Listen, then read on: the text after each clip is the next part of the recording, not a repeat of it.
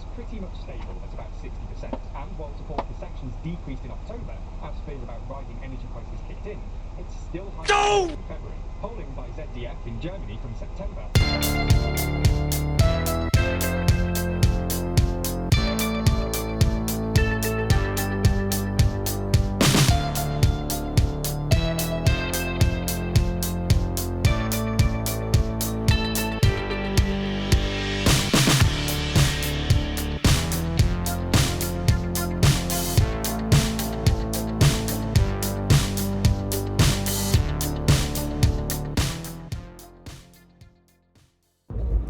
Okay, welcome back. For this episode, we're covering weeks 25 and 26. We got a load headed to Phoenix and then took some time off. And because of the time off, it didn't make sense to do a whole video for last week. So I just combined weeks 25 and 26. So that's what we're going to be doing in this episode. Update on the lease. So I went there while I was in Phoenix and I checked on the lease truck. Went there, looked at it, and no work had been done on it. It had not been inducted into maintenance, and it hadn't even moved. And in fact, it hadn't moved so much that the battery was dead when I tried to turn it on. So called up the lease coordinator, and he said, yeah, they're still working on it. They're just really far behind right now. And I am currently third in line to get that thing worked on. So should be a few more weeks, and then it should be up and running by then. So almost certainly September sometime we'll be in the lease. So that's the update on the lease. Nothing I can do. All we can do is wait. So that's what we're doing. We're just waiting for it, and yeah. But anyways, right now, after the Phoenix load, we got another one headed to Fresno, California. So we are currently headed to Fresno, California. Let's go.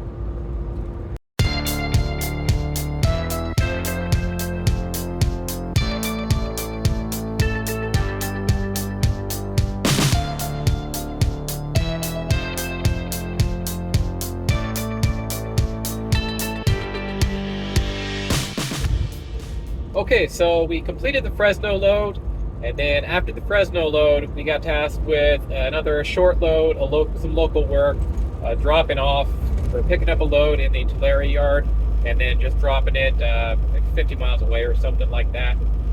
So we did that one, and then we got dispatched on another one going from Fresno, California to Reno, Nevada. Let's go.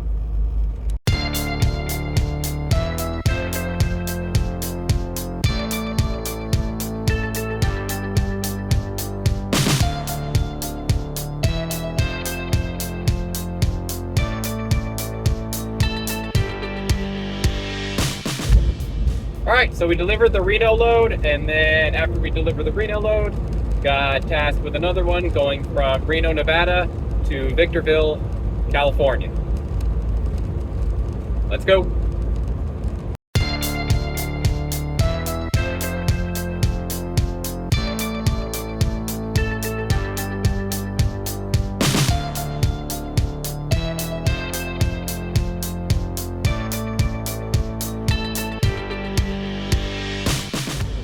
Alright, so we delivered that load going from Reno to Victorville, and then we got another one going from Santa Fe Springs, California to North Canton, Ohio, which is a great load, 2,300 miles. But obviously a load like that is not going to make this paycheck, so we're going to get into the spreadsheet right now. Okay, it's spreadsheet time. For weeks 25 and 26, we did 5 loads, and in those 5 loads, we got 1,821 miles, and we're paid $879.60 for an average of 48 cents per mile. That brings our overall to 55,216 miles, and we've been paid a total of $29,584 for an average of 54 cents per mile. This 54 cents per mile does include things like layover and detention. If you minus layover and detention, it goes down to 49 cents per mile. We are averaging 2,124 miles per week, and our average paycheck is $1,137 at the same rate per mile. If we were to keep this up for a 52-week period, we get 110,000 miles and be paid a total of $59,168, again, same rate per mile. And all of these numbers are gross pay. We've employed 198 days, and we've taken 19 days off. So this past couple weeks here, I took basically an entire week off. So went up from 12 to 7 days of home time. We've had 30 days of layover and 11 hours of detention. Between layover and detention, we've been paid $2,316, which is a lot.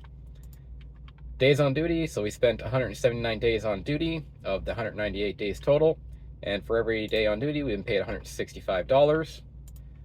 We've spent 149 days driving. So of this 198 days, we spent 149 driving. That means we weren't in maintenance or layover.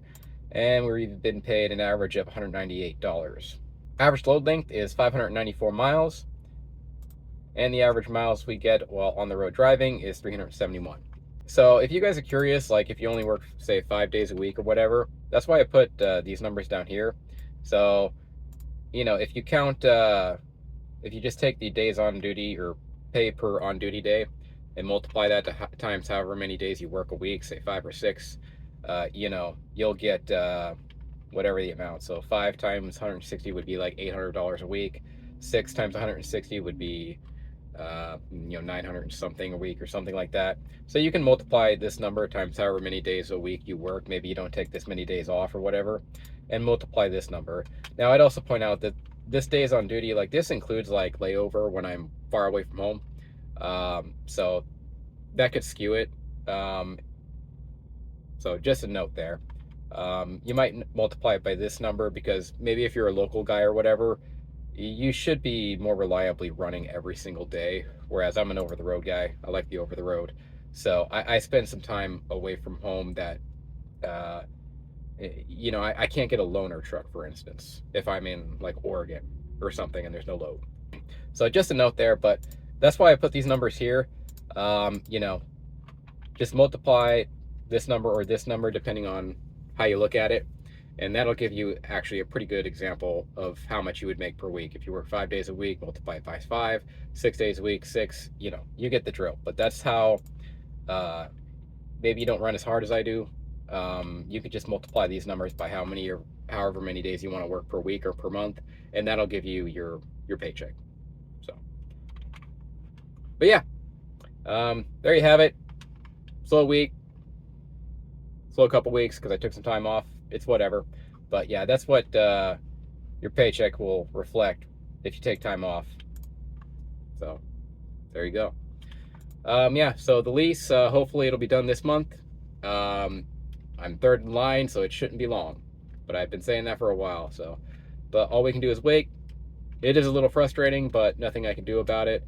And frankly, the market's pretty bad right now anyway, so it's not like I'm missing out on much. So it's whatever though. But we should be in it by sometime in September, which is this month. But that'll do it for this episode. If you are interested in truck driving, there's a link down below. Just click that link, fill out the information, and a driver recruiter will get a hold of you.